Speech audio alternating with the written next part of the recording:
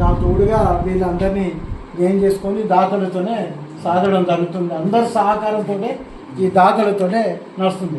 ఈ ప్రశాంత్ గారు కూడా చాలా, ప్రసన్న గారు ఈయన కూడా చాలా మాకు అన్యూన్యంగా మనకు ఎప్పటికీ రావడం జరగడం, ఇటువంటి కష్ట సుఖాలు చూసుకుంటూ ఆయన పాలు పంచుకుంటారు రాష్ట్రానికి.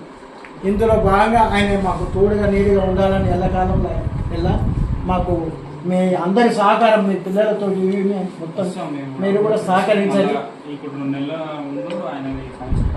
సరే సార్, ఇప్పుడు ఏంటంటే ఆయన చనిపోయి ఒక 10 నెలలు అయిపోయింది.